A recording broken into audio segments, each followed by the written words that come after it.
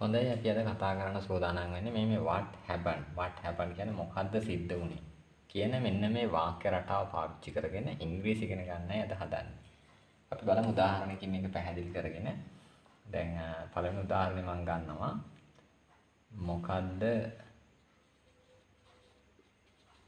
සිද්ධ වුනේ? මොකද්ද සිද්ධ වුනේ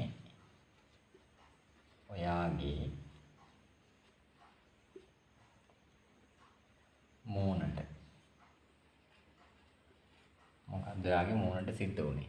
ඒතර අපිට පුළුවන් පාවිච්චි කරන්න මෙන්න මේ වචනය. මොකක්ද සිද්ධ වුනේ කියද්දී what happened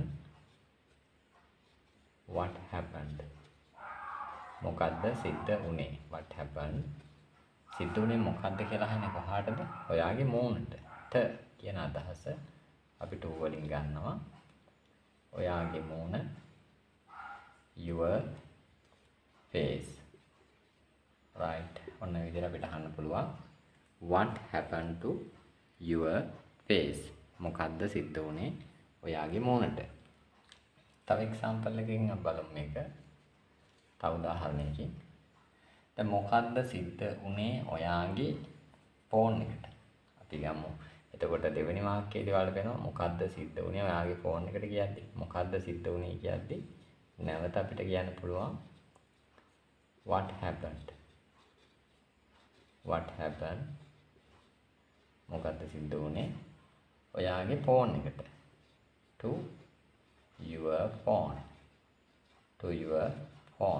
ඔයාගේ ෆෝන් එකට මොකද වුනේ? එතකොට වෙනස් වුනේ මෙන්න මේ to your face කියන එක වෙනුවට අපි දැම්ම මෙතන to your phone. දැන් මොකද්ද සිද්ධ වුනේ ඇයට කියලා අහුවොත් what happened? දැන් මොකද්ද සිද්ධ වුනේ කියද්දී හැමතිස්සෙම මේ what happened කියන වචනේ එනවා. what happened her? මොකද්ද සිද්ධ වුනේ ඇයට? ඔන්න to her කියලා අහන්න පුළුවන් අපිට. what happened her, right? then ඊට පස්සේ අපිට අහන්න පුළුවන් මේ වගේ එකක්. මොකද්ද සිද්ධ වුනේ ඔයාගේ විභාගෙට? ඒ කියන්නේ විභාගෙ ලියලා ඉවරයි. දැන් ඒකට මොකද්ද වුනේ? ප්‍රතිඵලය මොකද්ද? නැත්නම් ඒක ලේසි දමාරු ඒ වගේ දෙයක් තමයි මෙතන අහන්නේ. what happened? මොකද්ද සිද්ධ වුනේ to the exam? එතනදී මම මෙන්න මේ ඊ අකුර වවල් එකක් නිසා මේ ද කියන ශබ්ද කරනවා d කියලා. right? what happened to the examination කියන්න පුළුවන්. එහෙම නැත්නම් අපිට පුළුවන් කියන්න මොකද්ද සිද්ධ වුනේ විභාගෙට කියලා අහද්දී what happened to the exam? what happened to your exam? කිව්වොත් මොකද්ද ඔයාගේ විභාගෙට සිද්ධ වුනේ? ওই විදිහට තමයි වෙනස් වෙන්නේ. එතකොට මේ විදිහට අපිට පුළුවන් ඕන තරම් වාක්‍ය රටාවක් නිර්මාණය කරගන්න. මෙන්න මේ what happened කියන වාක්‍ය රටාව පාවිච්චි කරනකොට කතා කරනකොට අපිට පුළුවන් ඕන තරම් දේවල් මේකට පාවිච්චි කරන්න. තව එකක් සෙන්ටෙන්ස් එකක් අපි බලමු. what happened මොකද්ද සිද්ධ වුනේ? what happened මොකද්ද සිද්ධ වුනේ to your car?